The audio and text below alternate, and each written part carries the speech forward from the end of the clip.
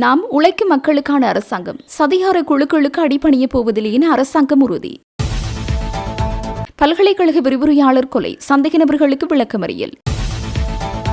இன்று எரிபொருள் விலை அதிகரிக்குமா? வெளியான புதிய அறிவிப்பு. செம்மணி மனித புதைகுழி அகழ்வு இதுவரை 241 மனித எச்சங்கள் அடையாளம். மீண்டும் ஆட்சிக்கு வருவோம், எம்மை ஒதுக்க வேண்டாம் என மஹிந்த ராஜபக்ச எச்சரிக்கை. கேப்பாப்புலவு பூர்வீக காணிகளை விடுவிக்க கோரி மக்கள் போராட்டத்திற்கு தயார், போலீசார் குவிப்பு. $2.5 மில்லியன் மாயம், அறிக்கை சமர்ப்பிக்க நிதியமைச்சுக்கு 1 மாத கால அவகாசம். விமர்சனங்களை மறைக்கவே அர்ஜுனா எம்பி எம் மீது குற்றம் சுமத்துகின்றார், EPTP சாடல். நவீனமயமாக்கப்படும் காரைநகர் கசூரினா கடற்கரை பணிகளை துரிதப்படுத்த ஆளுநர் பணிப்பு. அரசன சூரிய பெருமவுக்கு இரட்டை குடியுரிமையா? சபாநாயகரோடு முறைப்பாடு அளிக்க மொட்டு கட்சி தீர்மானம். இலங்கையின் மின்னணு தேசிய அடையாள அட்டை, இந்தியாவின் பங்கு குறித்து விமர்சனம். மீண்டும் ஈஸ்டர் தாக்குதல் விவகாரத்திற்குள் வந்த மைத்திரி, நீதிமன்றத்தில் வழங்கப்பட்ட அதிர்ச்சி வாக்குமூலம். அனூர் அரசாங்கம் வீட்டுக்கு செல்லும் நேரம் நெருங்கிவிட்டது, சாகர காரியவசம் தெரிவிப்பு. உங்களுக்கு தெரிந்த ரஹிமாவாக இருக்கலாம், வெளிவிகார அமைச்சின் அவசர வேண்டுகோள். நிதியமைச்சரின் உதவி பணிப்பாளர் மர்ம மரணம், விசாரணைக்கு 2 போலீஸ் குழுக்கள் நியமனம். சூடு பிடிக்கும் ஈஸ்டர் தாக்குதல் விசாரணை, அசாத் மௌலானாவிடம் அறிக்கை பெற பிரான்ஸ் பறந்தது CID. தற்போதைய அரசாங்கமானது உழைக்கும் மக்களின் நம்பிக்கையை வென்ற ஒரு மக்கள் அரசாங்கம் எனவும் ஒரு சில சிறிய குழுக்களின் கோரிக்கைகளுக்கு அரசாங்கத்தை வீட்டுக்கு அனுப்ப முடியாது எனவும் ஜனாதிபதி அனுருகுமார திசாநாயக்க தெரிவித்துள்ளார். மக்கள் அரசாங்கம், மக்கள் அதிகாரம் எனும் தொனிப்பொருளில் நுவரெலியாவில் இன்று இடம்பெற்ற தேசிய மக்கள் சக்தியின் மெய்தின கூட்டத்தில் கலந்து கொண்டு உரையாற்றிய போது ஜனாதிபதி இதனை தெரிவித்தார். அண்மையில் ஏற்பட்ட சூறாவளி தாக்கத்தினால் பெருந்தோட்ட தொழில்துறை பாரியளவில் பாதிக்கப்பட்டது. உழைக்கும் மக்களின் வீடுகள் பலவும் சேதமடைந்தன. எனினும் மக்களின் நலனை முன்னிறுத்தி பாதிக்கப்பட்டவர்களுக்கு முன்னெப்போதும் இல்லாத வகையில் அதிகளவான இழப்பீட்டுத் தொகையை வழங்க அரசாங்கம் தீர்மானித்துள்ளது. இந்த அரசாங்கத்தை பாதுகாப்பது இந்நாட்டு மக்களே. மக்களின் பலமான நம்பிக்கையினாலேயே அரசாங்கம் இன்றும் திறமாக உள்ளது. அரசாங்கத்தை வீட்டுக்கு செல்லுமாறு 10 முதல் 15 பேர் அடங்கிய சிறிய குழுக்கள் தொடர்ச்சியாக கூறி வருகின்றனர். மக்கள் விசுவாசத்தை வென்ற ஒரு அரசாங்கத்தை இவ்வாறான சிறிய குழுக்களின் கூச்சல்களால் வீழ்த்திவிட முடியாது. அரசாங்க மக்களின் நம்பிக்கையுடன் பலமாக இருப்பதோடு மக்களின் நலனுக்காகவே தொடர்ந்து செயற்படும். அரசாங்கத்தை விரட்ட எண்ணும் அனைத்து தரப்பினரும் ஒன்றிணைந்தாலும் கூட அரைப்பங்கு மக்களையேனும் அவர்களால் விரட்ட முடியாது என ஜனாதிபதி அனுருகுமார திசாநாயக்க தெரிவித்துள்ளார். இன்றைய தினம் எரிபொருள் விலைகளில் எவ்வித மாற்றமும் செய்யப்பட மாட்டாது என இலங்கை பெட்ரோலிய கூட்டுத்தாபனம் அறிவித்துள்ளது. எதிர்காலத்தில் மேற்கொள்ளப்பட வேண்டிய விலை திருத்தங்கள் குறித்து உரிய நேரத்தில் தீர்மானம் எடுக்கப்படும் என கூட்டுத்தாபனத்தின் ஊடக பேச்சாளர் ஒருவர் தெரிவித்தார். கடந்த மார்ச் 21ஆம் தேதி மேற்கொள்ளப்பட்ட விலை அதிகரிப்பிற்கு பிறகு சந்தையில் தற்போது நிலவும் விலைகளே தொடர்ந்தும் அமலில் இருக்கும் என்று அறிவிக்கப்பட்டுள்ளது. இதன்படி 92 ஆக்டேன் ரக பெட்ரோல் $398 95 ஆக்டேன் ரக பெட்ரோல் $455 விற்பனை செய்யப்படும். அதே நேரம் 1 லிட்டர் ஓட்டோ டீசல் விலை $382, 1 லிட்டர் சூப்பர் டீசல் $443 விற்பனை செய்யப்பட்டு வருகின்றது. 1 லிட்டர் மண்ணெண்ணெய் $255 தற்போது விற்பனை செய்யப்பட்டு வருகின்றமை குறிப்பிடத்தக்கது. யாழ்ப்பாணம் சித்துப்பாத்தி செம்மணி மனித புதைகுழியின் 3ஆம் கட்ட அகழ்வு பணிகளின் 4ஆம் நாள் நேற்று யாழ்ப்பாண நீதவான் நீதிமன்ற நீதவான் S. லெனின்குமார் முன்னிலையில் முன்னெடுக்கப்பட்டன.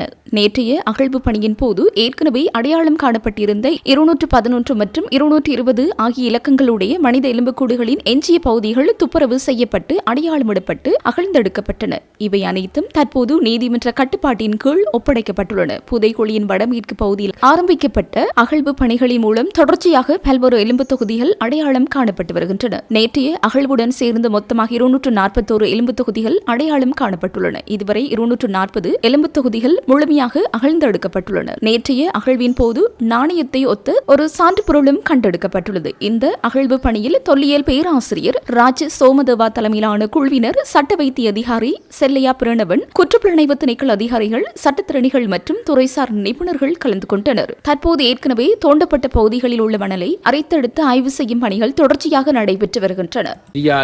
சிந்துபாத்தி செம்மணி மனித புதைகுழி வழக்கின் 3ஆம் கட்ட அகழ்வு பணி இன்று 4ஆம் நாள் யாழ் நீதவான் S. லெனின்குமார் அவர்கள் முன்னிலையில் இன்று 7:50 ஆரம்பிக்கப்பட்டது. இன்று ஒரு மனித எச்சம் அடையாளப்படுத்தப்பட்டு கண்டெடுக்கப்பட்டது. மொத்தமாக 241 மனித எச்சங்கள் அடையாளப்படுத்தப்பட்டு 240 மனித எச்சங்கள் அகழ்ந்தெடுக்கப்பட்டிருக்கின்றன. நாளை விடுமுறை நாளாக இருந்த போதும் நிபுணர்கள் இந்த அகழ் பணியில் அரை நேரம் ஈடுபடுவார்கள். இந்த அகழ் பணி தொடர்ந்து நாளை நடைபெற இருக்கிறது. நேற்றைய தினம் கருப்பு நிறத்திலான மணல் அறிந்தெடுக்கப்பட்டு அதில் சந்தேகத்துக்கிடமாக பொறுத்தது. இன்றும் அந்த மணல்கள் பரிசோதிக்கப்பட்டு வந்தது. அதில் ஒரு நாணய குச்சி ஒன்று எடுக்கப்பட்டிருப்பதாக அறிய கிடைக்கிறது. அது சம்பந்தமான மறு சான்று அதை அடுத்து வேறு சான்று பொருட்கள் ஆய்வின் போது அது சம்பந்தமான தகவல்கள் சொல்லக்கூடியதாக இருக்கும். இதை விட வேறு சான்று பொருட்கள் என்று இந்த மனித ஓட்டு தொகுதியின் இலக்கம் 232 எந்தவித சான்று போதும் எடுக்கவில்லை. ஆனால் சட்ட வைத்திய அதிகாரியின் அறிக்கையின்படி, அவரின் கருத்தின்படி இது பெண்ம வயதுடையவருடைய மனித மண்டை ஓட்டு தொகுதியாக இருக்கலாம் என்று கருதப்படுகிறது. இந்த எலும்புக்கூட்டு தொகுதிக்கு 232 அடையாளப்படுத்தப்பட்டது, என்ன போடப்பட்டது, அது இந்த விளக்கம் என்ன? அதாவது இந்த மனித புதகுழி 1, மனித புதகுழி 2 என்று அடையாளப்படுத்தப்பட்டு அகழ்வு பணிகள் நடைபெற்றது உங்களுக்கு தெரியும். இந்த மனித புதகுழி 2 ஏற்கனவே 9 மனித எச்சங்கள் அடையாளப்படுத்தப்பட்டு எடுக்கப்பட்டன. இந்த மனித புதகுழி 1 ஏற்கனவே 231 அகழ்ந்தெடுக்கப்பட்ட நிலையில் 1 ஏற்கனவே அடையாளப்படுத்தப்பட்டு பாதுகாக்கப்பட்டிருந்தன. ஆனால் இன்று மேலதிகமாக 232வது அடையாளப்படுத்தப்பட்டு அகழ்ந்தெடுக்கப்பட்டிருக்கிறது. அதில் 218வது இலக்கம் என்று சொல்லப்பட்ட மனித எலும்பு தொகுதி இன்னும் பாதுகாப்பாக இருக்கின்றது. அது அகழ்ந்தெடுக்கப்பட முடியவில்லை. அதோடு மற்ற மண்கள் தொடர்ச்சியாக இருக்கிறபடியால் அந்த மண்படை அகழ்ந்தெடுக்கப்படும் போதுதான் அந்த 218வது மண்டையோடு தொகுதி அகழ்ந்தெடுக்கக்கூடியதாக இருக்கும்.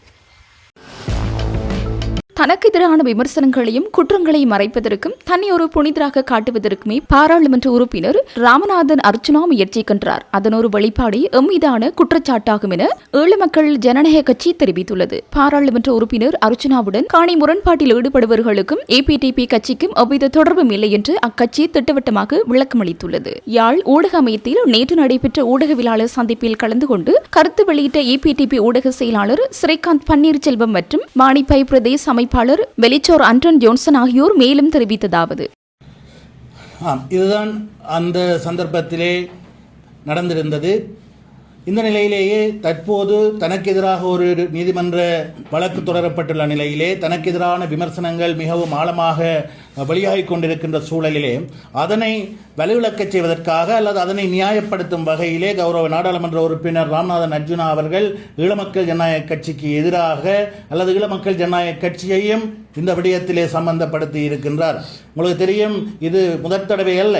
கடந்த காலங்களிலும் யாரெல்லாம் தங்களை புனிதர்களாகவும் தியாகிகளாகவும் காண்பிக்க விரும்புகிறார்களோ அவர்கள் எல்லோரும் ஈழமக்கள் ஜனநாயக கட்சிக்கு எதிராக விமர்சனங்களையும் அவதூறுகளையும் பரப்புவதுதான் ஒரு வாடிக்கையாக இருந்து வந்திருக்கின்றது. அது வரலாறாக இருந்திருக்கின்றது.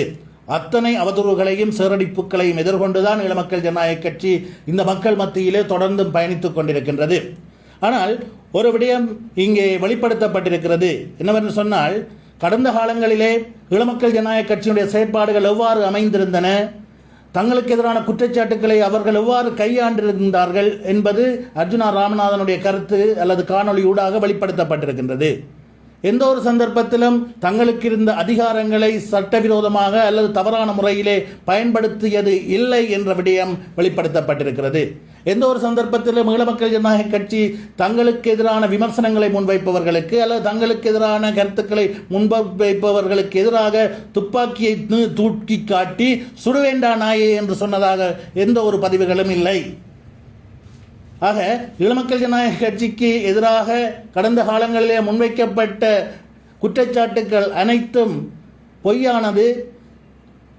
கௌரவ நாடாளுமன்ற உறுப்பினர் அர்ச்சுனா ராமநாதன் கூட எங்களுடைய செயலாளர் நாயகத்தை தொடர்பு கொண்டு கதைத்த போது அவர் மிகவும் அன்பான முறையிலே அவருடைய தொலைபேசி அழைப்பை பதிலளித்திருக்கின்றார்.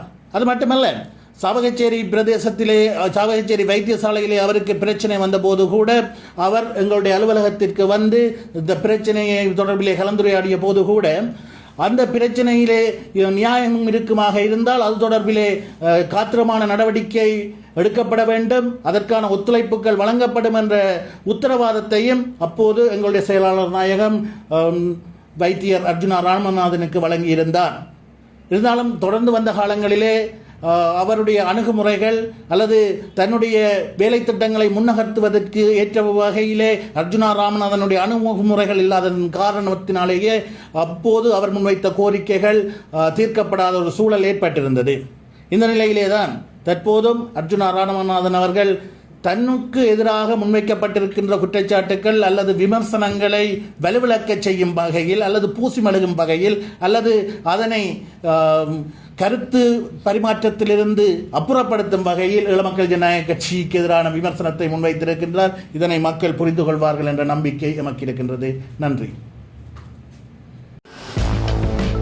எதிர்காலத்தில் எதிர்க்கட்சிக்கு வருவோம் என்று எம்மை ஒதுக்க வேண்டாம். ஆட்சிக்கு வரும் பலம் எமக்குள்ளது. மீண்டும் ஆட்சியை கைப்பற்றுவோம் என ஸ்ரீலங்கா பொதுஜன பெரமுனவின் தலைவரும் முன்னாள் ஜனாதிபதியுமான மஹிந்த ராஜபக்ச தெரிவித்தார். கொழும்பில் நடைபெற்ற நிகழ்வின் பின்னர் ஊடகங்களுக்கு கருத்து தெரிவிக்கையிலேயே மேற்கண்டவாறு குறிப்பிட்டார். அங்கவர் மேலும் தெரிவித்ததாவது, அரசாங்கத்தை நெருக்கடிக்குள்ளாக்கும் வகையில் எதிர்க்கட்சிகள் செயற்படவில்லை. அரசாங்கத்தின் செயற்பாடுகளினால் எதிர்க்கட்சிகள் நெருக்கடிக்குள்ளாகின்றன. இன்று ஆட்சியில் உள்ளவர்கள் கடந்த காலங்களில் எதிர்க்கட்சியில் இருக்கும் போது அரசாங்கங்களுக்கு பல்வேறு வழிகளில் நெருக்கடிகளை ஏற்படுத்தினார்கள். கட்சி என்ற அடிப்படையில் நாங்கள் உறுதியாக உள்ளோம். மக்களை நெருக்கடிக்குள்ளாக்கும் வகையில் செயற்பட போவதில்லை. ஜனநாயக ரீதியாகவே என்றும் செயற்படுவோம். எதிர்காலத்தில் எதிர்க்கட்சிக்கு வருவோம் என்று எம்மை ஒதுக்க வேண்டாம். ஆட்சிக்கு வரும் பலம் எமக்குள்ளது. மீண்டும் ஆட்சியை கைப்பற்றுவோம். அதற்கான ஆளுமை மற்றும் தகமை எமக்குள்ளது என்றார்.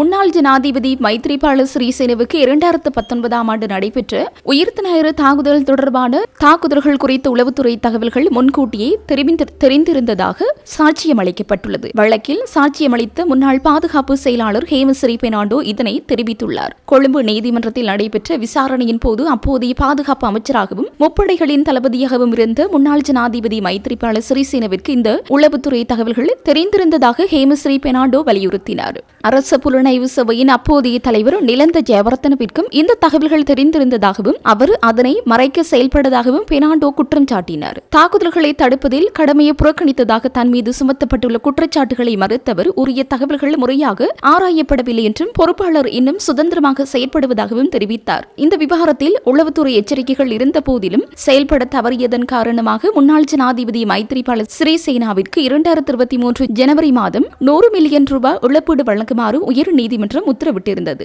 அதே வழக்கில் ஹேமஸ்ரீ பெர்னாண்டோவிற்கு 50 மில்லியன் ரூபாய் இழப்பீடு விதிக்கப்பட்டிருந்தது. இதற்கிடையில் உயிர்த்த ஞாயிறு தாக்குதல்களின் பின்னணியில் உள்ள கட்டமைப்பு குறைபாடுகள் குறித்து தேசிய மக்கள் சக்தி அரசாங்கம் விசாரணைகளை மீளவும் தீவிரப்படுத்தி வருவதுடன் அண்மையில் முன்னாள் புலனாய்வு அதிகாரி சுரேஷ் ஆலைவும் கைது செய்யப்பட்டுள்ளார்.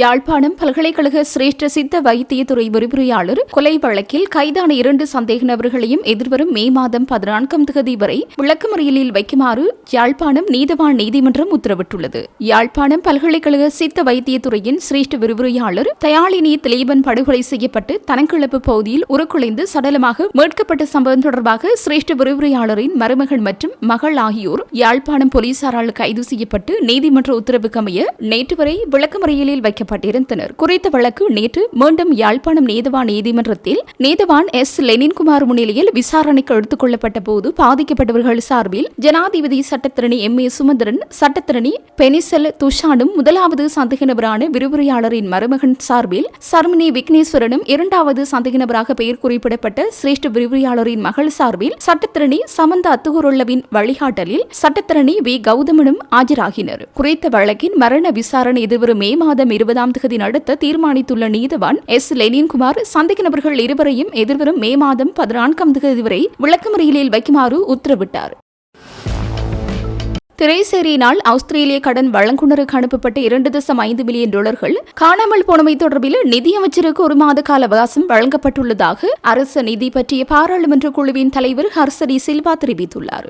ஆதாரங்களுடன் கூடிய முழுமையான அறிக்கை சமர்ப்பிப்பதற்காக அந்த 1 மாத கால அவகாசம் வழங்கப்பட்டுள்ளது. முன்னதாக ஆஸ்திரேலியாவில் உள்ள ஒரு சம்பந்தப்பட்ட தரப்பினருக்கு செலுத்தப்பட வேண்டிய 10 அரச கடன் திருப்பிச் செலுத்தும் பரிவர்த்தனைகள் உரிய பெறுநரை சென்றடையவில்லை என்ற குற்றச்சாட்டின் அடிப்படையில் நிதியமைச்சின் அதிகாரிகள் குழு நேற்று பாராளுமன்ற பொது நிதி பற்றிய குழுவின் முன்னிலையில் அழைக்கப்பட்டது. இதில் துறை செயலாளர் ஹர்சன சூரிய பெரும மற்றும் நிதியமைச்சின் சிரேஷ்ட அதிகாரிகள், மத்திய வங்கியின் சிரேஷ்ட அதிகாரிகள் முன்னிலையானர். இதன்போது ஜனவரி மாதத்திலேயே அபாய அறிகுறிகள் தோன்றியதாகவும், ஆனால் மார்ச் மாதத்திலேயே ஆஸ்திரேலியாவில் உள்ள சம்பந்தப்பட்ட தரப்பினருக்கு எந்த பணமும் சென்றடையவில்லை என்பதை அதிகாரிகள் நேரடியாக உறுதிப்படுத்தினர். எனினும் இந்த விடயத்தை பாராளுமன்றத்திற்கும் குழுவுக்கும் ஏன் முன்னதாக தெரிவிக்கப்படவில்லை என்பது உட்பட செயல்முறைகளில் கடுமையான குறைபாடுகளை குழு கண்டறிந்தது. இந்த நிலையில் 2025 நவம்பர் மற்றும் ஜனவரி மாதங்களுக்கு இடையில் மேற்கொள்ளப்பட்ட அந்த 10 பரிவர்த்தனைகளில் மொத்த மதிப்பு 2.5 மில்லியன் அமெரிக்க டாலர்கள் என கண்டறியப்பட்டுள்ளது. நிதியமைச்சினால் உள்ளக விசாரணைகள் தொடங்கப்பட்டுள்ளதாகவும், அதே நேரத்தில் குற்றப்புலனாய்வு திணைக்களத்தினர் மற்றும் நீதிமன்றங்கள் பொறுப்பானவர்களை தீர்மானிக்கும் என்றும் அரச நிதி பற்றிய பாராளுமன்ற குழுவின் தலைவர் ஹரசடி சில்வா தெரிவித்துள்ளார். திரைசேரியின் செயலாளர் கலாநிதி ஹர்சன சூரிய பெருமை இரட்டை குடியுரிமை கொண்டவர். பாராளுமன்ற உறுப்பினராக பதவியேற்பதற்கு முன்னர் இரட்டை குடியுரிமையை ரத்து செய்திருந்தால் அதற்கான ஆவணங்களை அவர் பகிரங்கப்படுத்த வேண்டும். இந்த விடயம் குறித்து சபாநாயகரிடம் முறைப்பாடு அளிக்க உள்ளோம் என ஸ்ரீலங்கா பொதுஜன பெரமுனவின் ஊடக பேச்சாளர் சஞ்சீவ் எதிரிமான தெரிவித்தார். ஸ்ரீலங்கா பொதுஜன பெரமுனவின் காரியாலயத்தில் நேற்று நடைபெற்ற கலந்துரையாடலின் பின்னர் ஊடகங்களுக்கு கருத்து தெரிவிக்கையில் மேற்கண்டவாறு குறிப்பிட்டார். அவர் மேலும் தெரிவித்ததாவது: திரைசேரியால் ஆஸ்திரேலிய நிறுவனத்திற்கு செலுத்தப்பட்ட 2.5 பில்லியன் டாலர் மூன்றாம் தரப்பினரால் மோசடி செய்யப்படவில்லை. அது திட்டமிடப்பட்ட ஒரு கூட்டு மோசடி என்று நியாயமான சந்தேகம் எமக்கு காணப்படுகிறது. மோசடி தொடர்பில் திரைசேரியோ அல்லது அரசாங்கமோ வெளிப்படையாக செயற்படவில்லை. நாட்டின் நிதி அதிகாரம் பாராளுமன்றத்திற்கு உரித்தாக்கப்பட்டுள்ள நிலையில் இந்த விடயம் குறித்து இதுவரையில் பாராளுமன்றத்திற்கு அறிவிக்கப்படவில்லை. திரைசேரியின் செயலாளர் ஹர்சன சூரிய பெரும திரைசேரிய மக்கள் விடுதலை முன்னணியின் கட்சி காரியாலயம் என்று நினைத்துக் கொண்டு தன்னிச்சையாக செயற்படுகிறார். அரசாங்க நிதி பற்றிய குழுவில் முன்னிலையாவதும் தொடர்ச்சியாகவே தவிர்த்து வந்தார். இவ்வாறான பின்னணியில் திரைசேரியின் செயலாளர் இரட்டை குடியுரிமை உடையவர். இவர் 2024 ஆண்டு தேசிய மக்கள் சக்தியின் தேசிய பட்டியல் உறுப்பினராக பாராளுமன்றத்திற்கு வருகை தருவதற்கு முன்னர் இரட்டை குடியுரிமை ரத்து செய்திருந்தால் அதற்கான ஆவணங்களை அவர் பகிரங்கப்படுத்த வேண்டும். அரசியலமைப்பின் 22ஆம் திருத்தத்திற்கு அமைய இரட்டை குடியுரிமை உடையவர் பாராளுமன்ற உறுப்பினராக பதவி வகிக்க முடியாது. ஆனால் அவர் 2024 முதல் 2025 வரையான காலப்பகுதியில் பாராளுமன்ற உறுப்பினராக பதவி வகித்துள்ளார். இந்த காலப்பகுதியில் அவர் இரட்டை குடியுரிமை கொண்டிருந்தால் அது சட்டவிரோதமானது. ஆகவே இதுகுறித்து சபாநாயகருக்கு முறைப்பாடு அளிக்க உள்ளோம் என்றார். நிதி மோசடிகளில் ஈடுபட்டு வரும் தற்போதைய தேசிய மக்கள் சக்தி அரசு ஒட்டுமொத்தமாக கலைந்து வீட்டுக்கு செல்லும் காலம் வெகு தொலைவில் இல்லை என்று ஸ்ரீலங்கா பொதுஜன பெரமுனவின் பொதுச் செயலாளர் சங்கர காரியவசம் தெரிவித்தார். இது தொடர்பில் ஊடகங்களிடம் அவர் மேலும் கூறுகையில், தற்போதைய அரசு பல்வேறு நிதி மோசடிகளில் ஈடுபட்டு வருகின்றது. இந்த அரசு மக்களின் நம்பிக்கையை துஷ்பிரகம் செய்து வருகின்றது. அரசின் முறையற்ற நிர்வாகத்தால் மக்கள் அதிருப்தி அடைந்துள்ளனர். விரைவில் இந்த அரசு பதவியிலிருந்து விலக வேண்டிய நிலை ஏற்படும். மக்களின் பலத்துடன் ஸ்ரீலங்கா பொதுஜன பெரமுன மீண்டும் பலமான முறையில் ஆட்சி அமைப்பது உறுதி என சுட்டிக்காட்டியுள்ளார். சவுதி அரேபியாவில் தடுத்து வைக்கப்பட்டுள்ள ரஹிமா ஷகாப்தீன் என்ற இலங்கை பெண்ணின் அடுத்த வாரிசுகள் அல்லது உறவினர்கள் பற்றிய தகவல்களை வழங்குமாறு இலங்கை வெளிவிவகார அமைச்சு பொதுமக்களிடம் கோரிக்கை விடுத்துள்ளது. சவுதி அரேபியாவின் ஜித்தாவில் உள்ள இலங்கை தூதரகத்தின் அறிவிப்பை தொடர்ந்து இந்த வேண்டுகோள் விடுக்கப்பட்டுள்ளது. ரஹிமா தற்போது நினைவாற்றல் இழப்பால் பாதிக்கப்பட்டுள்ளார். இதனால் தனது அடையாளத்தை உறுதிப்படுத்துவதற்கான எந்த ஒரு ஆவண ஆதாரங்களையும் வழங்க அவரால் இயலவில்லை. அவரை மீண்டும் இலங்கைக்கு அழைத்து வருவதற்கான பணிகளை முன்னெடுப்பதற்கு அவரது அடையாளத்தை உறுதிப்படுத்துவது அவசியமாக ரஹிமா சகாப்தீன் தொடர்பான தகவல்களை அறிந்தவர்கள் அல்லது அவரது உறவினர்கள், நண்பர்கள், குறித்த விவரங்கள் தெரிந்தவர்கள் பின்வரும் வழிகளில் வெளிவிவகார அமைச்சினை தொடர்பு கொள்ளுமாறு கேட்டுக் கொள்ளப்பட்டுள்ளனர். தொலைபேசி இலக்கம் +94 11 22 75 53 0. மின்னஞ்சல் consular@mfa.gov.lk. இலங்கையின் மின்னணு தேசிய அடையாள அட்டை திட்டம் மற்றும் அதில் இந்தியாவுக்கு வழங்கப்பட்டுள்ள பங்கு குறித்து அரசாங்கத்தின் கையாளுதலை மக்கள் போராட்ட இயக்கத்தின் செயற்பாட்டாளர் வசந்த முதலேயே கடுமையாக விமர்சித்துள்ளார். இந்த மின்னணு தேசிய அடையாள அட்டை திட்டத்தில் இந்தியாவின் ஈடுபாடு இலங்கையின் சுயாதீன முடிவெடுக்கும் அதிகாரத்தை பாதித்துள்ளதுடன் தேசிய தரவு பாதுகாப்பு மற்றும் வெளிநாட்டு தலையீடு குறித்த கவலைகளை ஏற்படுத்துவதாக அவர் தெரிவித்துள்ளார். 2012 தொடங்கப்பட்ட இந்த திட்டத்திற்காக ஏற்கனவே சுமார் 5.6 மில்லியன் ரூபாய் செலவிடப்பட்டுள்ளது. எனினும் 600 மில்லியன் ரூபாயை கொண்டு இதன் மென்பொருள் பணிகளை முழுமையாக முடிக்க முடியும் என்று குறிப்பிட்டார். இந்த நிலையில் இலங்கை தனது தேசிய அடையாள உள்கட்டமைப்பு மற்றும் தரவு பாதுகாப்பு மீது முழுமையான கட்டுப்பாட்டை வைத்திருக்க வேண்டும். அத்துடன் இது தொடர்பான தெளிவான விளக்கங்களை உடனடியாக வழங்குமாறும் அவர் அரசாங்கத்திடம் வலியுறுத்தியுள்ளார். தற்போது ஈஸ்டர் தாக்குதல் விசாரணை வேகமெடுத்து வரும் நிலையில் பிள்ளையானின் முன்னாள் பேச்சாளரான ஆசாத் மௌலானவிடம் விசாரணை நடத்த சிஐடி குழு பிரான்சிற்கு சென்றுள்ளது. காவல்துறை குற்றப்புலனாய்வு திணைக்களத்தின் பணிப்பாளர் ஷானி அபியசகர் உள்ளிட்ட மூத்த அதிகாரிகள் குழு ஒன்றே பிரான்சுக்கு பயணமாகியுள்ளதாக தகவல்கள் வெளியாகியுள்ளன. ஈஸ்டர் ஞாயிறு தற்கொலை தாக்குதல் தொடர்பான விரிவான விசாரணையுடன் தொடர்புடைய குற்றச்சாட்டுகள் மற்றும் வெளிப்படுத்தல்கள் குறித்து ஆசாத் மௌலானாவிடம் குற்றப்புலனாய்வு திணைக்கள அதிகாரிகள் மேலும் வாக்குமூலங்களையும் விளக்கங்களையும் கோரி வருவதாக தெரிவிக்கப்பட்டுள்ளது. காரைநகர் கஸ்தூரினா கடற்கரையை நவீன வசதிகளுடன் கூடிய ஒரு சிறந்த சுற்றுலா தலமாக மாற்றியமைக்கும் பணியில் துரிதப்படுத்தப்பட்டுள்ளதாக வடக்கு மாகாண சுற்றுலா பணியகத்தின் தலைவர் கலாநிதி ஜே விவேகானந்தன் தெரிவித்துள்ளார். இயற்கை இந்த வெள்ளை மணல் கடற்கரைக்கு வருகை தரும் உள்நாட்டு மற்றும் வெளிநாட்டு சுற்றுலாவாவிகளின் வசதி மற்றும் பாதுகாப்பை உறுதிப்படுத்தும் நோக்கில் வடக்கு மாகாண ஆளுநர் நா வேதநாயகனின் ஆலோசனையின் கீழ் தற்போது முக்கிய நடவடிக்கைகள் முன்னெடுக்கப்பட்டுள்ளன. கஸ்தூரினா கடற்கரையில் கடமையில் ஈடுபட்டுள்ள போலீஸ் உயிர்காப்பு பிரிவினரின் அவசர தேவைகளுக்காகவும் அவர்களது சேவையை மேலும் இணைத்திறனாக முன்னெடுப்பதற்காகவும் காரைநகர் பிரதேச சபையால் பாதுகாப்பு உபகரணங்கள் மற்றும் அலுவலக தளபாடங்கள் உத்தியபூர்வமாக வழங்கி வைக்கப்பட்டன. வெளிநாட்டு மற்றும் உள்நாட்டு சுற்றுலாவாவிகளுக்கு உடனடி தேவைகளையும் அதிஉயர் பாதுகாப்பையும் வழங்கும் நோக்கில் கஸ்தூரினா கடற்கரை பகுதியில் பிரத்யேகமான சுற்றுலா போலீஸ் பிரிவை அமைப்பதற்கான புதிய இடம் அடையாளம் காணப்பட்டுள்ளதுடன் மிக விரைவில் இப்பிரிவு முழுமையாக செயற்பட தொடங்கும். சுற்றுலாவாவிகளின் பாதுகாப்பை முழுமையாக உறுதிப்படுத்துவதுடன் கஸ்தூரினா கடற்கரை ஒரு முன்மாதிரியான சர்வதேச சுற்றுலா மையமாக மாற்றுவதற்கான அனைத்து நடவடிக்கைகளும் தொடர்ச்சியாக முன்னெடுக்கப்படும் என வடக்கு மாகாண சுற்றுலா பணியகத்தின் தலைவர் விவேகானந்தன் மேலும் தெரிவித்துள்ளார்.